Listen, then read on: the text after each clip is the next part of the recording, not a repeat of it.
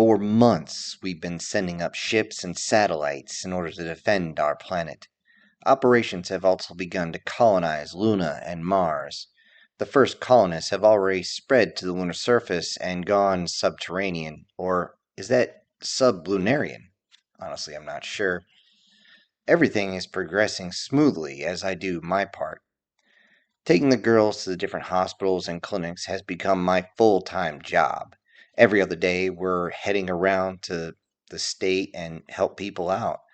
At least, that's what we try to do. There's a growing resentment for the Glomtics, as many parts of the world were wiped clean of human life by the hunters that had arrived.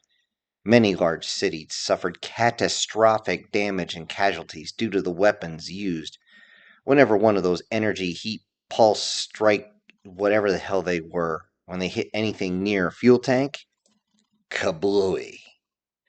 It didn't matter the type of body of the car, the heat could just traverse through anything solid.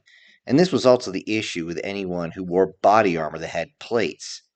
Though oddly enough, flexible Kevlar did not do that so much. In fact, all it did was turn into something solid and you just had to replace it. With any body armor that had plates, well, you had a bit of an issue. In addition to this, the heat from those bolts caused massive fires that ravaged through most developed areas. Striking a line of natural gas would create a backdraft and a cascading effect of fire down the line that would blow like a giant piece of det cord. Since the Glomtics naturally ran to water, it looked like they knew the fires were going to happen, yet didn't warn anybody. The Glomtics prostrated themselves after, but those that had lost employment, their homes, their relatives, didn't care for their words. Some villages were burned to the ground across the planet as the wave of forces covered the area. In that situation, the locals' only saving grace was the fact that the invaders had not performed any recon at all. Morons.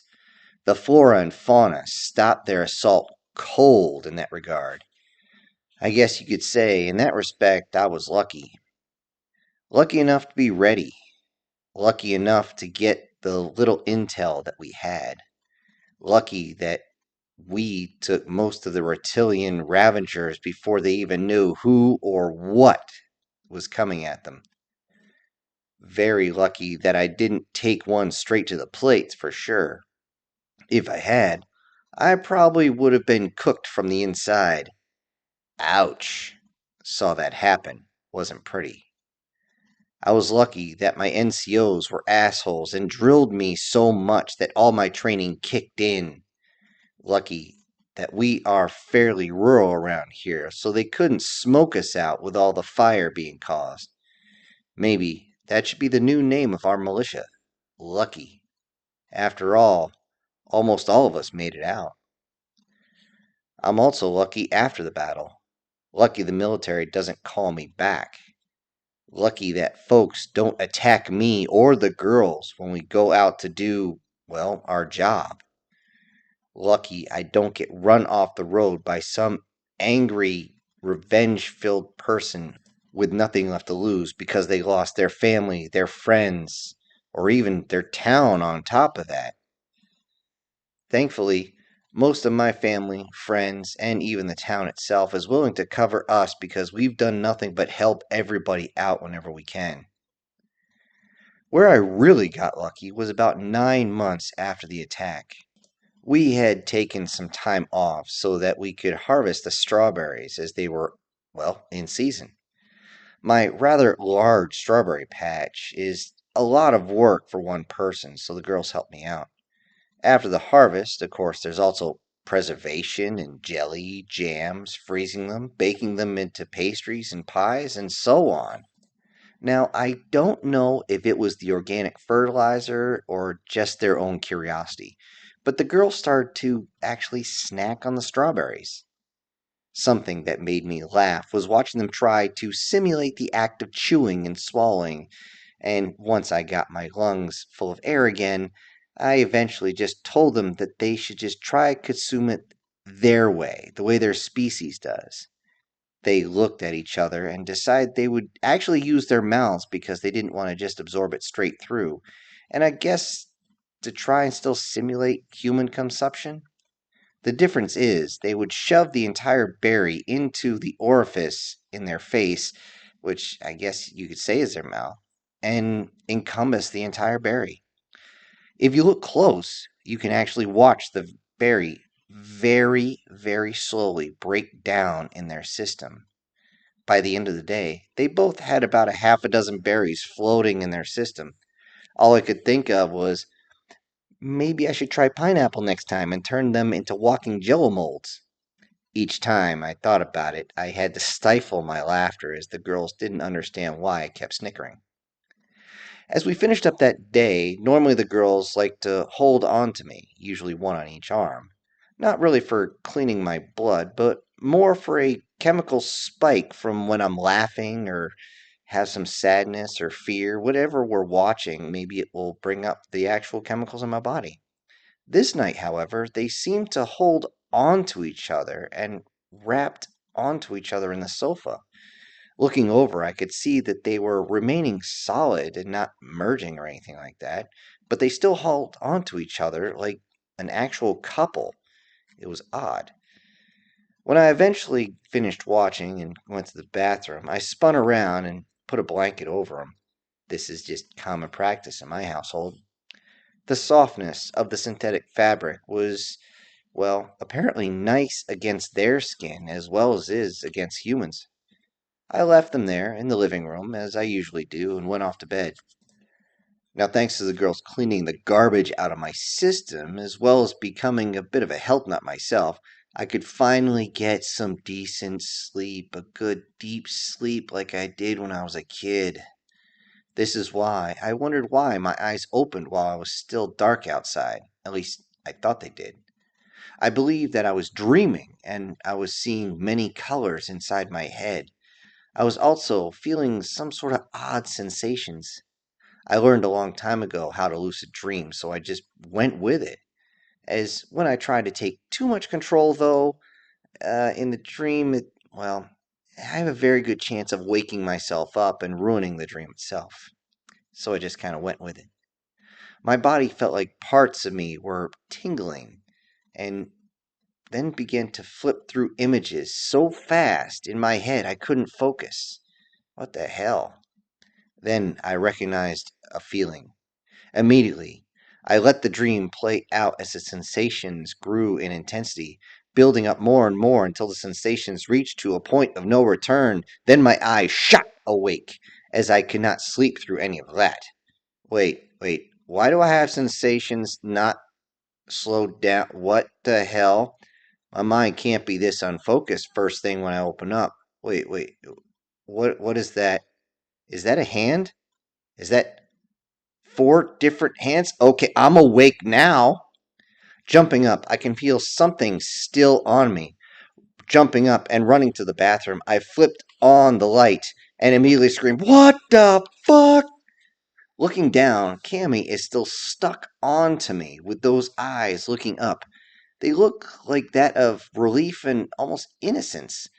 Normally, this would be awesome, but in this situation, no. Just no.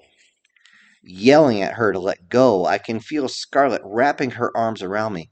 I remove Scarlet's arms, but Cammy is another issue altogether.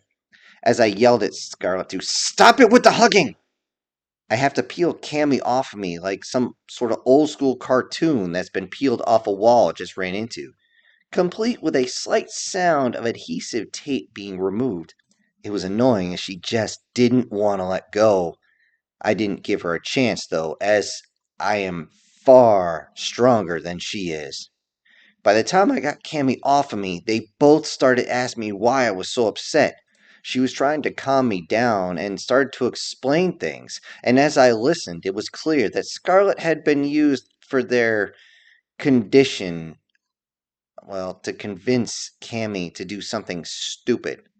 As it turns out, the sudden influx of folate, which we know as B9, has somewhat of an intoxicating effect on them, yet even more so as it has to the point of the drug we like to call ecstasy. So much so that they could not understand what I was referring to with the unwelcome contact. They were immediately confused because they sit or wrap their arms around my arms or are held next to my chest all the time to clean out this meat suit, so they couldn't understand how this is different. Eventually, I told them to get out and I will talk to them in the morning. Thankfully, the entire effect of the berries had pretty much completely wore off by the time I talked to them again that afternoon. They did not like the silent treatment I gave them, but I was very much not in the mood to talk. I don't care how much it drove them crazy. Cammy was apologetic, but Scarlett was having a little more trouble with the concept I was talking about. It took a long time, especially since her previous caretaker had taken advantage of the situation in their house, but she seemed to get it little by little over time. Though I truly felt violated, my sense of reason had not fully left me. After all, how do you punish a dog for crapping on concrete floor if they've been in a kennel their entire life? It's what they know. Remaining distant to them was enough to make them very, very concerned that I would disregard them. That would be enough punishment, as it showed fear. They both actually got darker and darker over time. I did find out what all the tingling was about. You see, glomtics don't like anything that stops them from feeding. The tingling sensation was them actually removing body hair by destroying the hair follicles and then just slowly removing the hair itself. I had seen them fix scars and moles, but I didn't realize they had so much an aversion to body hair. Hesitantly, about a week and a half later, I had them both finish up doing what they were doing. Reason being, well, let's just say if somebody said there's asymmetry in their body hair, well, this was a vast understatement. They could have at least made me into a mano lantern and made it funny, but of course, no one's that lucky. While they worked their way around, I could see them take the hairs off and they would simply travel through the Glomtic body and eventually be expelled on the floor as they seemed to come out almost like sweat. While they cleaned my body, I had to tell them not to go up my neck, stay at the collarbone or lower. I would still like the option of growing a beard. Neither of them liked the idea of me growing hair in the face, but they didn't even think about fighting me on this one. Also, I had to tell them several times not to take any liberties. The entire incident may fall under a misunderstanding, but it still creeps me the hell out. After they were done, I started cleaning up the hair and noticed that it was greasy, like really greasy. I mean, I do have greasy hair, but it's not this bad. That's when I remembered how hair absorbs oils. Of course, now this makes sense, as the glomtics have a high amount of it in their systems due to their diet. They do basically suck up all the oils off whatever human that they're working on. Once everything was cleaned up, I was finally calm enough to ask the girls, so why did you attach to me like that anyway? I mean, it doesn't make sense. You're going to have to explain it because you don't have the equipment necessary for reproduction. So why? I don't understand. They both seemed to look at each other confused, like a child had just asked them a question with an obvious answer. Eventually, Cammy turned and calmly said, "We wanted to make peace with you. Isn't that how the humans make peace?" Wait, what?